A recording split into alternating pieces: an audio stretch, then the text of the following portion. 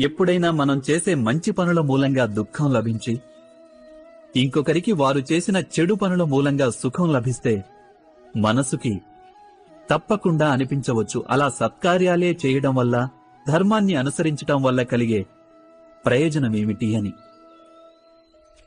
కాని దుష్టాత్ములకు ఏమి లభిస్తుందో ఎప్పుడైనా గమనించారా?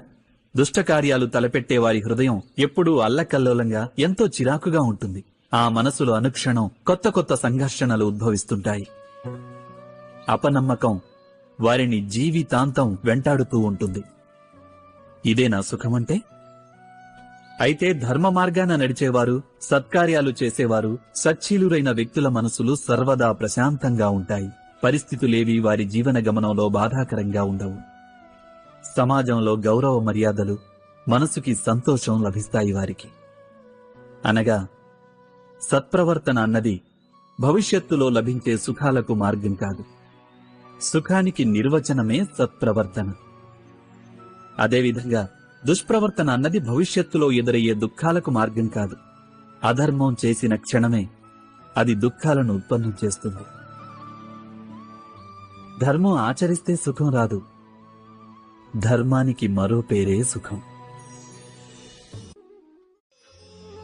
ఎవరికైనా అపరాధానికి దండన లభిస్తే అటువంటప్పుడు అది అన్యాయమని ఆ వ్యక్తి మనసు రోదిస్తుంది. తను ఆ అపరాధం చేసినప్పుడు తన ఆలోచనలు భిన్నంగా ఉండేవని ఆ మనసు కనిపించవచ్చు. అపరాధం జరిగాక ఆ వ్యక్తి దానికి పశ్చాత్తాపం చెందాడు. తన ఆలోచనల్లో పరివర్తన వచ్చింది. మరి ఆ వ్యక్తికి దండన ఎందుకు లభించింది? నిజానికి ఒక చర్య జరిగిందంటే దానికి ప్రతిచర్య కూడా అనివార్యం. కర్మానుసారమే ఫలితం ఉంటుంది. ఇంకొకరికి ప్రేమ పంచితే సుఖం ప్రాప్తిస్తుంది. ఇంకొకరిని హత్య చేస్తే మృత్యుదండన లభిస్తుంది. చేసిన కార్యాన్ని బట్టే న్యాయం కూడా. అయితే మరి ప్రాయశ్చిత్తానికి, పశ్చాత్తాపానికి విలువే లేదంటారా? ఉంది, అవశ్యం విలువ ఉంది. ప్రాయశ్చిత్తం, పశ్చాత్తాపం వలన మనిషికి ఆత్మబలం పెరుగుతుంది. రానున్న దండనను స్వీకరించడానికి మనిషి మనసును ఆయత్తం చేస్తుంది. అయితే ప్రాయశ్చిత్తం లేకుండా దండనను స్వీకరించడంలో ఫలితం ఉంటుందా? మీరే ఆలోచించండి. శకునాలు, పూర్వ అనుభవాల మీద ఆధారపడి మనం భవిష్యత్తులో సుఖదుఖాల గురించి ఆలోచిస్తుంటాం. భవిష్యత్తులో దుఃఖ కారణాన్ని నివారించడానికి మనం ఈరోజు ప్రణాళికలు వేసుకుంటాం. అయితే రానున్న కష్టాలను ఈరోజు నిర్మూలించడం వల్ల మనం పొందేది లాభమా లేక పొందేది నష్టమా? మనలో ఎప్పుడూ ఈ ప్రశ్న ఉదయించదు.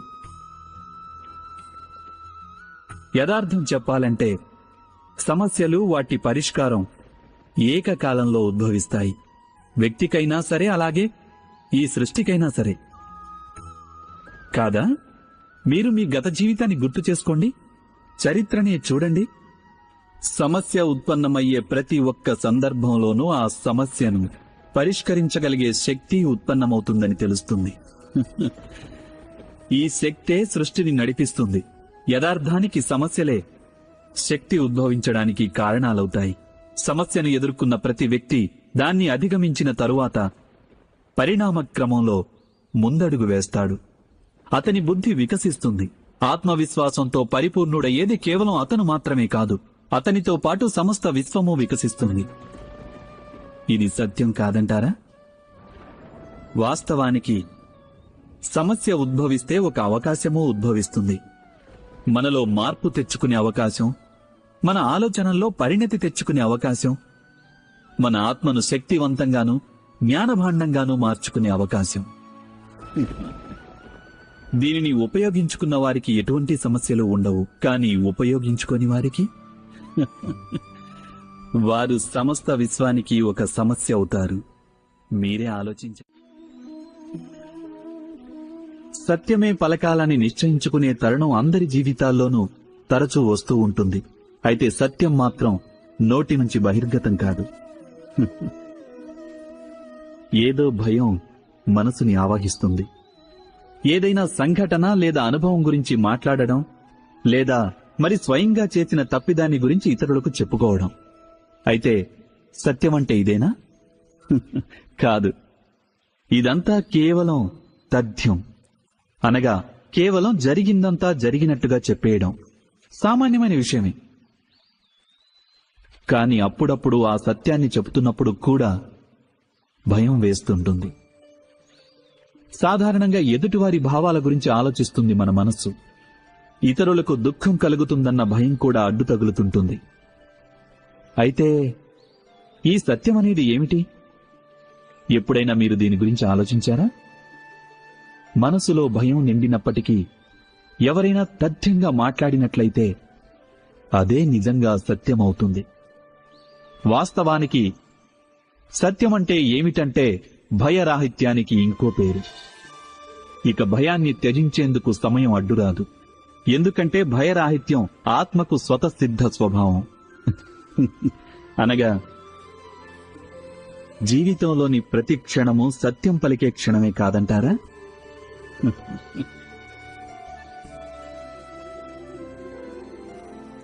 మీరే ఆలోచించండి.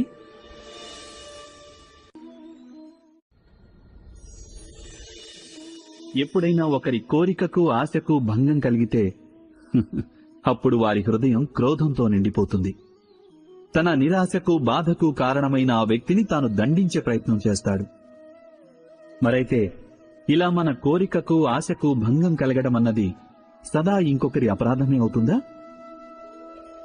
కోరికలు సఫలం కాకపోవటానికి కారణాలు అనేకం ఉంటాయి. కొన్ని కోరికలు అనుకోని విధంగా సఫలం కాకుంటే ఇక కొన్నిటికి విధి కారణం కావచ్చు. అయినా అప్పుడప్పుడు కోరికల స్వరూపమే ఎలా ఉంటుందంటే అవి సఫలం కాలేనివై ఉంటాయి. మరి పరిస్థితుల్ని విచారించకుండా ఇంకొకరిని అపరాధిని తప్పు పట్టడం న్యాయం కాదు, ప్రతీకారమవుతుంది. న్యాయానికి ఆధారమైనది దయ, కరుణ. అలాగే ప్రతీకారానికి ఆధారం క్రోధం, అహంకారం. అనగా హృదయంలో కరుణను ధారణ చేయకుండా ఇంకొకరి అపరాధం గురించి న్యాయ విచారణ చేయడం, దానికి వారిని దండించడం పూర్తిగా ధర్మ విరుద్ధం కాదా? మీరే ఆలోచించండి.